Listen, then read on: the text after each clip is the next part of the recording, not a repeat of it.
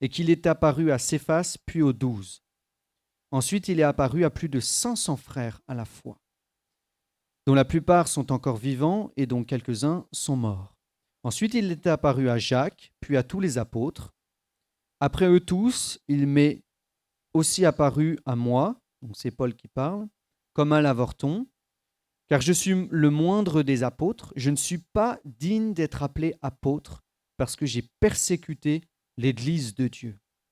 Par la grâce de Dieu, je suis ce que je suis. Et sa grâce envers moi n'a pas été vaine. Loin de là, j'ai travaillé plus que tous, non pas moi toutefois, mais la grâce de Dieu qui est avec moi. Ainsi donc, que ce soit moi, que ce soit eux, voilà ce que nous prêchons et c'est ce que vous avez cru. Or, si l'on prêche que Christ est ressuscité des morts, comment quelques-uns parmi vous disent-ils qu'il n'y a point de résurrection des morts? S'il n'y a point de résurrection des morts, Christ non plus n'est pas ressuscité. Et si Christ n'est pas ressuscité, notre prédication est vaine, et votre foi aussi est vaine. Il se trouve même que nous sommes de faux témoins à l'égard de Dieu, puisque nous avons témoigné contre Dieu qu'il a ressuscité Christ, tandis qu'il ne l'aurait pas ressuscité si les morts ne ressuscitent point. Car si les morts ne ressuscitent point, Christ non plus n'est pas ressuscité. Et si Christ n'est pas ressuscité, votre foi est vaine, vous êtes encore dans vos péchés. Et par conséquent aussi, ceux qui sont morts en Christ sont perdus. Si c'est dans cette vie seulement que nous espérons en Christ, nous sommes les plus malheureux de tous les hommes. Voilà le passage que je voulais lire, qui parle énormément de la résurrection de Jésus-Christ. Le titre de cette exhortation, c'est « Proclame la résurrection de Jésus-Christ avec puissance, bien plus qu'avec éloquence. » Proclame la résurrection de Jésus-Christ avec puissance, bien plus qu'avec éloquence. Pourquoi j'ai donné ce titre? Simplement parce que j'ai témoigné à quelqu'un il y a 2 semaines et ça m'a fait beaucoup réfléchir. J'ai témoigné au resto universitaire un jeune Marocain qui s'appelle Ayoub et il était musulman et il a abandonné l'islam, mais il est athée là. Et en lui parlant de Jésus-Christ, je lui ai parlé de la résurrection. Parce que la parole de Dieu dit, si tu confesses de ta bouche le Seigneur Jésus, et si tu crois dans ton cœur que Dieu l'a ressuscité, tu seras sauvé. Donc, croire la résurrection de Jésus-Christ est un élément indispensable au salut. Donc, voilà pourquoi je lui ai parlé de la résurrection de Jésus. Mais il était complètement incrédule. Il n'y croyait pas. Et voilà quelques remarques qu'il m'a dites et qui m'ont fait réfléchir. Il m'a dit, donc je lis, il disait qu'il se serait converti s'il avait été du temps de Jésus. Parce qu'il aurait vu Jésus ressuscité, il se serait converti.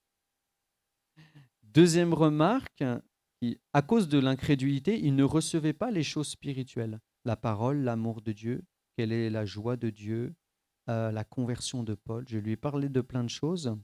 Parce que la parole de Dieu dit que Satan a aveuglé les païens, leur intelligence pour qu'ils ne voient pas la beauté de l'évangile. Il les a littéralement aveuglés. Donc quand on parle de la résurrection de Jésus-Christ, ils ne comprennent pas, à moins que le Saint-Esprit leur ouvre les yeux. Mais sinon, c'est quelque chose de complètement obscur.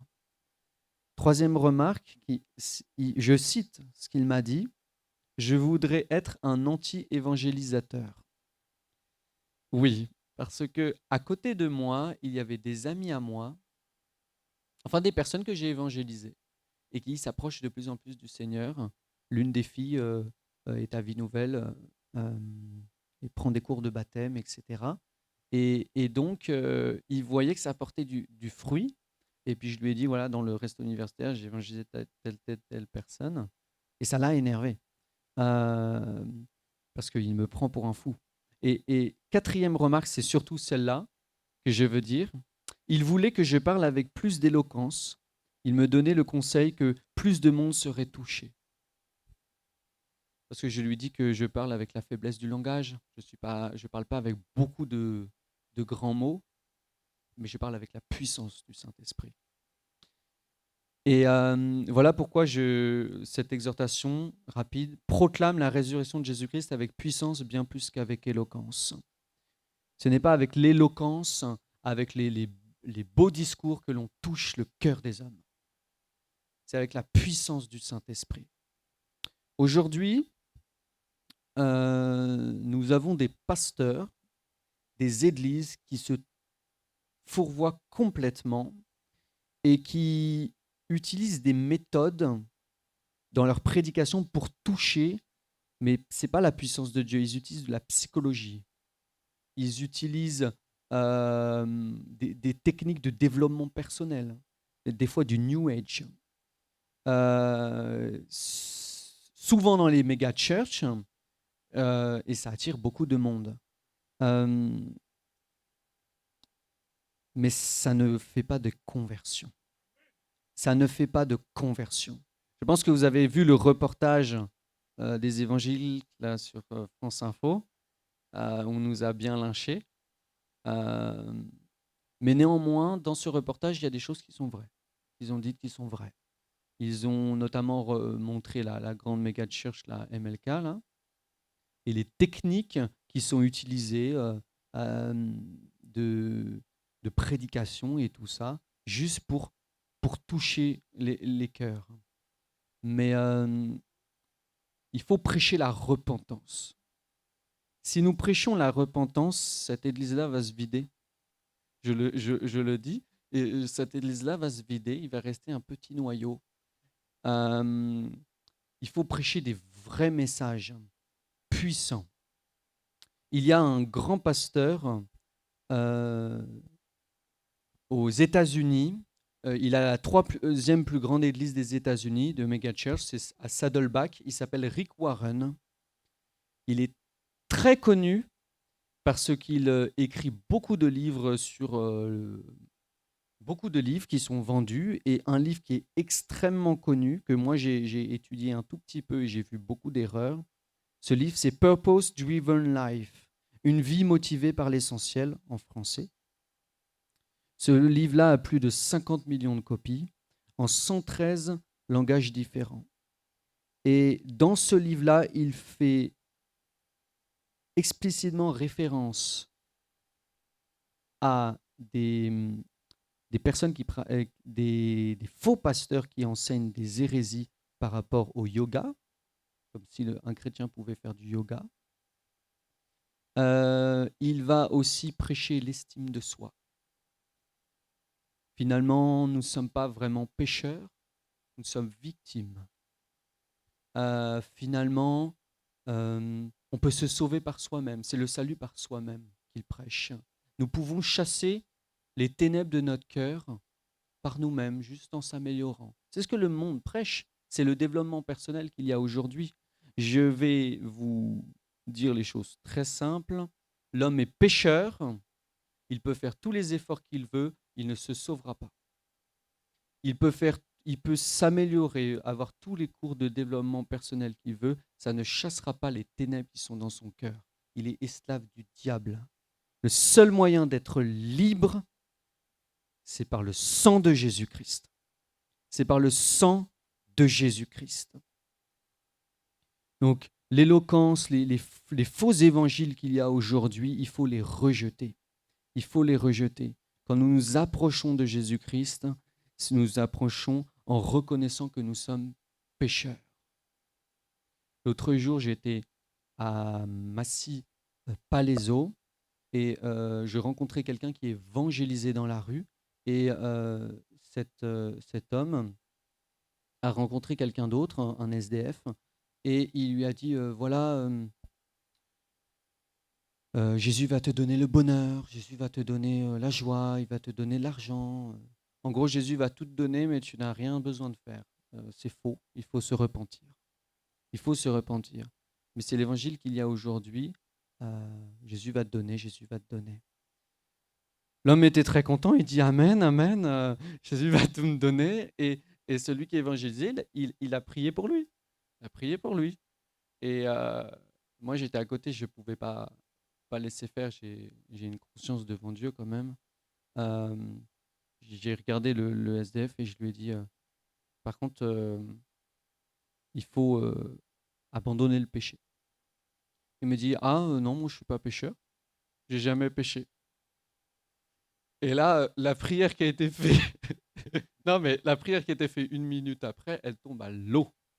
Dieu ne l'exauce pas, parce que la Bible dit Dieu n'exauce point les pécheurs. Donc, euh, je parle avec cet homme-là, je lui lis la Bible, 1 Jean chapitre 1, si nous disons que nous n'avons pas péché, nous faisons Dieu menteur. Elle me dit non, j'ai pas péché, j'ai pas péché. Et quand je lui parlais, il faisait des grimaces. Enfin, je sentais que en lui était un esprit démoniaque. Je l'ai revu 3 fois hein, dans la semaine, toujours à Massy-Palaiseau. À chaque fois, je lui ai prêché la repentance. Il n'y a pas d'autre message. Hein. Jésus, il a dit qu'il a appelé des pécheurs à la repentance. Hein. Il n'a pas appelé des justes, il a appelé des pécheurs à la repentance. Et 3 fois, il a refusé. 3 fois, il a refusé. Mais il a entendu. Il a entendu. Voilà le vrai évangile qu'il faut prêcher. Et il faut prêcher surtout la résurrection de Jésus-Christ. Je vais faire rapidement, mais l'évangile en résumé, c'est Jésus-Christ mort pour nos péchés, ressuscité pour notre justification. Le Père a envoyé le Fils dans le monde pour nous sauver. Il a démontré tout son amour. Le Fils est allé à la croix, a donné sa vie. Le Saint-Esprit l'a ressuscité 3 jours après. Jésus est resté pendant 40 jours sur la terre. Il est apparu à plein de personnes, notamment à Thomas. Et j'aime beaucoup le passage avec Thomas parce que Thomas était un incrédule. Mais Jésus ne l'a pas laissé de côté. Il est quand même apparu à Thomas. Thomas, il voulait voir les mains, les pieds percés. Il voulait des preuves. Il voulait des preuves. Et Jésus, 8 jours après, il va rentrer, il va montrer ses mains, il va montrer ses pieds, et il va lui dire même de mettre ses mains dans ses stigmates. Et là, Thomas, il va dire, mon Seigneur et mon Dieu. Il s'adresse à Jésus. Il appelle Jésus Dieu. Ça dérange les musulmans, ça dérange les témoins de Jéhovah, ça dérange les mormons, ça dérange les adventistes, ça dérange toute la panoplie. Mais Thomas a dit, mon Seigneur et mon Dieu. Jésus est Dieu. C'est très important de croire cela. C'est très important. Il a dit, mon Seigneur et mon Dieu. Jésus lui dit, parce que tu m'as vu, tu as cru. Ça me fait penser à Ayoub que j'ai rencontré au resto universitaire. Il aurait été du temps de Jésus, se serait converti. Mais ça ne marche pas comme ça. Il faut croire. La foi, c'est ce que l'on ne voit pas. Ce que l'on ne voit pas, on verra Jésus-Christ. Il va revenir. Il va revenir. On a hâte qu'il revienne. Il va revenir on va le rejoindre. Mais pour l'instant, nous espérons par la foi. Heureux celui qui n'a pas vu et qui a cru. Jésus a fait encore en présence de ses disciples beaucoup d'autres miracles qui ne sont pas écrits dans ce livre. Mais ces choses ont été écrites afin que vous croyiez que Jésus est le Christ, le Fils de Dieu, et qu'en croyant, vous ayez la vie en son nom. J'aime beaucoup la déclaration de Thomas, mon Seigneur et mon Dieu. Mon Seigneur et mon Dieu. Les témoins de Jéhovah, qui se rassemblent beaucoup en face de nous, là, à côté, ne croient pas à la résurrection de Jésus-Christ.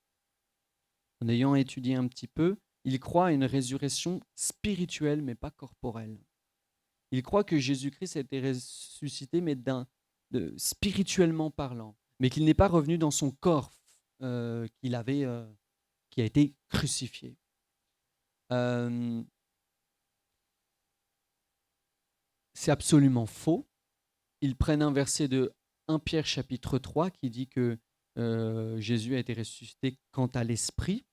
Et ils ont changé le quant à en dans, a été ressuscité dans l'esprit. Sauf que la parole de Dieu dit quant à l'esprit.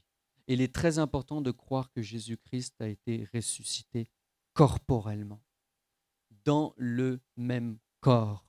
Parce que ce qu'ils enseignent, c'est que Jésus a pris, quand il est ressuscité spirituellement, parce que ça les arrange, parce que pour eux, Jésus va revenir de manière invisible. Invisible. Et apparemment, oui, il serait déjà passé quelque chose en 1914, selon eux. Déjà un retour du Christ. Mais nous croyons que le Seigneur Jésus va revenir de manière visible. L'Apocalypse chapitre 1 dit « Tout œil le verra. Les nations se lamenteront. » Nous croyons qu'il va revenir de manière visible. Donc celui qui nie la résurrection de Christ, il est perdu. Les témoins de Jéhovah sont perdus et il faut leur exposer avec la parole de Dieu et avec l'amour, surtout aussi, la vraie résurrection de Jésus-Christ. Et je voulais terminer en parlant d'un passage de Actes des Apôtres, chapitre 17, où Paul est en train de prêcher l'Évangile. Il prêche l'Évangile sur des thèmes qui aujourd'hui ne sont plus prêchés beaucoup, sur le jugement dernier. Honnêtement, je n'ai jamais encore entendu une prédication sur le jugement dernier dans une église. Première fois que j'ai entendu une prédication sur le jugement dernier, c'est en cherchant sur la page YouTube de l'église Vie Nouvelle, une prédication du pasteur Linderman qui m'a remué. Mais le jugement dernier fait partie de la base, du fondement du christianisme. Selon Hébreux chapitre 6, il y a 6 fondements de Christ, 6 fondements. Le premier, c'est le renoncement aux œuvres mortes. Le deuxième, c'est la foi en Dieu. Le troisième, c'est la doctrine des baptêmes. C'est au pluriel. Baptême d'eau, baptême du Saint-Esprit. Je précise parce qu'il y en a qui ne croient pas au baptême du Saint-Esprit, avec le signe initial du parler en langue. Très important. Doctrine des baptêmes. Quatrième, c'est l'imposition des mains. Très important aussi. Cinquième, c'est la résurrection des morts. C'est ce que j'ai un peu parlé. Et sixième, c'est le jugement éternel. Et selon Hébreux chapitre 6, c'est juste le fondement. C'est juste le fondement chrétien. On se rend compte que même sur ce fondement-là, on n'est pas au point. Peut-être qu'on est au point sur la foi en Dieu, sur la doctrine des baptêmes, mais la résurrection des morts et le jugement dernier sont des choses à enseigner dans l'Évangile, dans l'Église, et à prêcher aussi. Paul l'a fait dans Actes 17. Il était en train de discourir avec des philosophes épicuriens et stoïciens, donc des gens qui sont très éloquents. Il n'a pas été si éloquent que ça, il a été surtout puissant. C'est la parole de Dieu.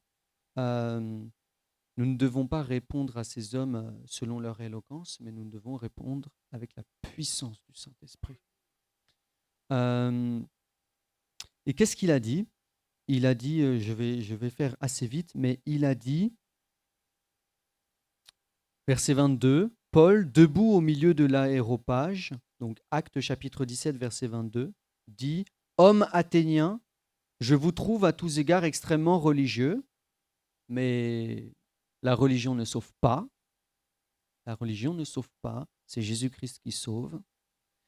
Car en parcourant votre ville et en considérant les objets de votre dévotion, j'ai même découvert un autel avec cette inscription « à un Dieu inconnu ».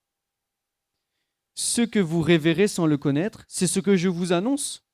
Le Dieu qui a fait le monde et tout ce qui s'y trouve, étant le Seigneur du ciel et de la terre, n'habite point dans des temples faits de mains d'hommes. Dieu, on l'a lu même avant, il est au ciel, nous on est sur la terre. On est très petits. Dieu n'habite pas dans les cathédrales, il n'habite pas dans les mosquées, il n'habite pas à Lourdes, il n'habite pas dans les fleuves en Inde, là où il se baigne pour se purifier les péchés. Non, Dieu habite au ciel et nous sommes sur la terre. Nous avons la possibilité d'être en communion avec lui. Mais il habite au ciel. Mais il y a la promesse qu'il habite aussi en nous, selon Jean, si nous acceptons le Christ. Le verset 25, « Il n'est point servi par des mains humaines, comme s'il avait besoin de quoi que ce soit. Lui qui donne la vie à tous, la respiration et toutes choses. Il a fait que tous les hommes sortis d'un seul sang, de Adam, habitent sur toute la surface de la terre, ayant déterminé la durée des temps et les bornes de leur demeure. Il a voulu qu'ils cherchent le Seigneur Jésus. Dieu a voulu qu'ils cherchent le Seigneur Jésus, tous les hommes, et qu'ils s'efforcent de le trouver en tâtonnant, bien qu'il ne soit pas loin de chacun de nous, car en lui nous avons la vie, le mouvement et l'être. Donc, tout ce qu'il a mis autour de nous, la création, la nature, la respiration qui est en nous, nous observons notre corps humain, les perfections qu'il y a dedans, les cellules, etc. Moi, je fais des mathématiques. Il y a des choses très merveilleuses en mathématiques et en géométrie qui, honnêtement, et ça ne peut que venir de Dieu, tout ça est autour de nous pour nous pousser à chercher à le connaître. Aucun homme n'a d'excuses. Tous, la Bible dit, ils sont donc inexcusables. Inexcusables. Au jugement dernier, il n'y a personne qui pourra dire « Ah, je ne savais pas qu'il fallait croire en Jésus. » Non, la personne était dans la responsabilité de chercher à connaître Dieu. Et nous sommes convaincus que si elle cherche à le connaître, elle le trouvera. Parce que Jésus a dit « Celui qui me cherche me trouve. » Me trouve. Et dans la suite du passage, je vais terminer avec ça. Le verset 29. « Ainsi donc, étant la race de Dieu, nous ne devons pas croire que la divinité soit semblable à de l'or, à de l'argent ou à de la pierre, sculptée par l'art et l'industrie de l'homme. » Autrement dit, Dieu n'est pas une statue. Ce ne sont pas les statues qu'on voit dans l'église catholique, ou Bouddha, ou les vaches là en Inde. Non, non, non, non. S'il y avait beaucoup d'idolâtrie à Athènes. Non, Dieu, on ne représente pas Dieu. Ça fait partie des 10 commandements. On ne représente pas Dieu.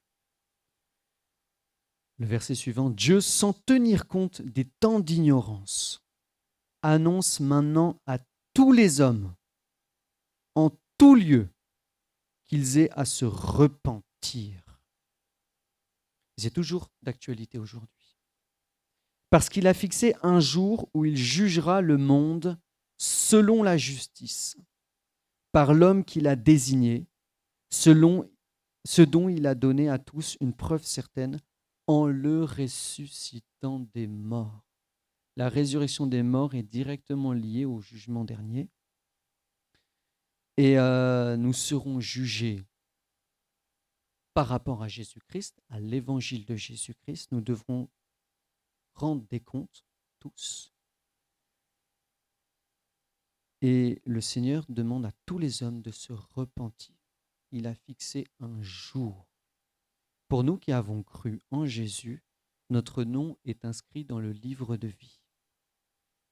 Nous sommes jugés par rapport à cela. Nous ne sommes pas jugés par rapport à nos œuvres. Nous ne sommes pas jugés par rapport à nos œuvres. Il faut bien comprendre au jugement dernier, ce qui détermine tout, c'est si notre nom est inscrit dans le livre de vie.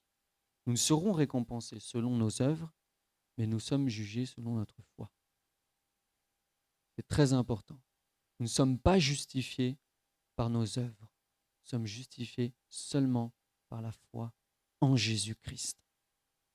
Il y a beaucoup de personnes qui, au jugement dernier, auront cru qu'ils ont servi Dieu toute leur vie. Ils ont fait beaucoup d'œuvres.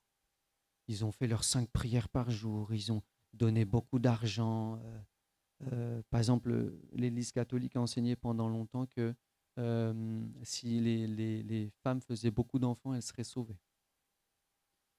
Parce que ils prennent un verset tordu de la parole dans 1 Pierre chapitre 3, je crois, où il dit que la mère elle sera sauvée en devenant mère, mais ils oublient la fin du verset qui dit si elle persévère avec modestie.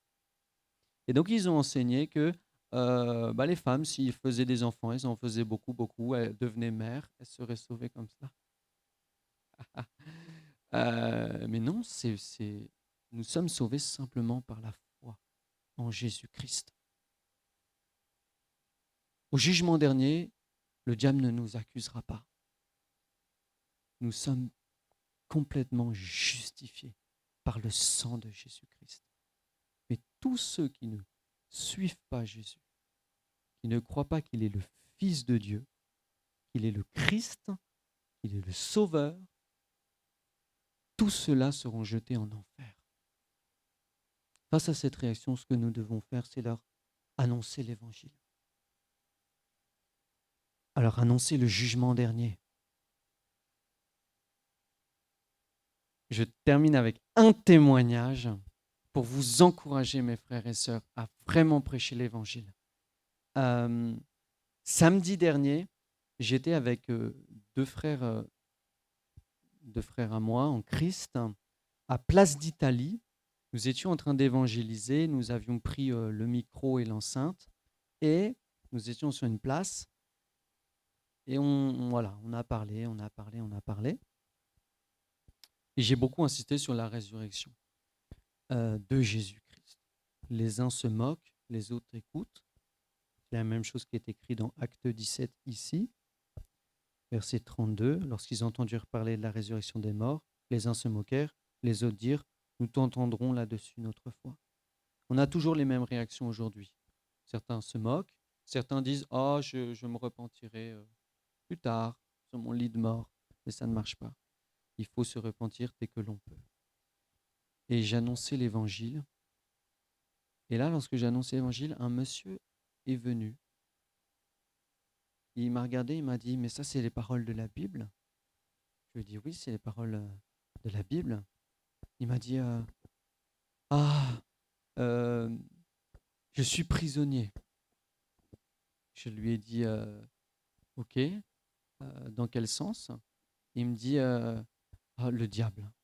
Le diable, je n'en peux plus. J'ai cette colère en moi. Je suis violent et je suis aussi prisonnier. Je suis aussi en prison, mais j'ai des détentions provisoires. Cet homme est en prison lorsque l'on parle actuellement. Mais des fois, il a des autorisations. Et ce soir-là, il avait une autorisation de sortir. Et donc, je lui dis, il faut se repentir. Et voilà, et le diable va ne plus avoir aucun pouvoir si vous demandez pardon pour vos péchés et puis si vous acceptez Jésus. Il me dit, mais dans ma prison, ça fait 2 ans et demi voilà, que je suis à peu près, je crois, je suis incarcéré. J'ai une Bible et j'ai commencé à lire la Bible, la lire tous les jours. Je n'avais pas la télé, donc j'ai commencé à lire. Mais quand je suis sorti de prison, j'ai été tellement diverti que j'ai abandonné. Je n'ai plus lu la Bible. Et quand je lisais la Bible, je voyais que ça m'améliorait. Mais j'ai toujours cette colère. Et donc, nous, on lui a proposé simplement de prier. Voilà notre puissance. On n'a pas de grands discours, pas de l'éloquence, mais on a la puissance de la prière. Et on a proposé de prier. Et cet homme, sans qu'on lui demande, il s'est mis à genoux. Il a demandé pardon pour ses péchés, il était en train de pleurer. C'est le Saint-Esprit qui agit. Ce n'est pas de l'éloquence, ce n'est pas des grands discours, c'est le Saint-Esprit. Et lorsque l'on priait avec les frères, il nous disait, je ressens des coups de poignard dans mon dos. Parce que cet homme avait des démons. Cet homme avait des démons. Et il était tiraillé. On a prié pendant longtemps. On l'a exhorté. Et cet homme, vraiment, on a vu qu'il était sincère, qu'il voulait se repentir. Maintenant, il est reparti dans sa prison. Je l'ai invité à l'église. Et j'espère qu'il viendra dimanche. La parole de Dieu dit dans Hébreux 13, souvenez-vous des prisonniers. Voilà, c'était pour vous encourager, mes frères et sœurs. Comptons sur le Seigneur, sur sa puissance, et prêchons l'évangile, le vrai, la repentance, la résurrection, l'amour de Dieu et aussi le jugement dernier. Je vais prier pour terminer. Merci Seigneur pour ces expériences. Merci Seigneur pour cet homme. Oui, c'est toujours d'actualité, Seigneur. C'est cette conviction de péché que tu transmets au cœur, le Saint-Esprit qui convainc. C'est toujours d'actualité. C'est toujours d'actualité et nous voulons voir des hommes, des femmes donner leur vie à Jésus. Nous voulons voir sur la place publique des gens se convertir. Nous voulons aussi que ces personnes viennent à l'église, puissent se faire baptiser. Nous voulons, Seigneur, que tu nous utilises pour être vraiment des instruments d'évangélisation. Tu nous as sauvés pour que d'autres soient sauvés par notre témoignage, par ta parole. Aide-nous à rester dans ton évangile, à ne pas le modifier, à ne pas le corrompre, mais à le prêcher, même si ça fait grincer des dents. Aide-nous, Seigneur. Merci pour tout ce que tu nous as donné ce soir, toute cette nourriture. Aide-nous à la garder, à méditer. Toutes les paroles qui ont touché mes frères et mes sœurs, qu'elles puissent produire du fruit sur la durée. Au nom de Jésus-Christ. Amen. Et nous disons Amen. Amen.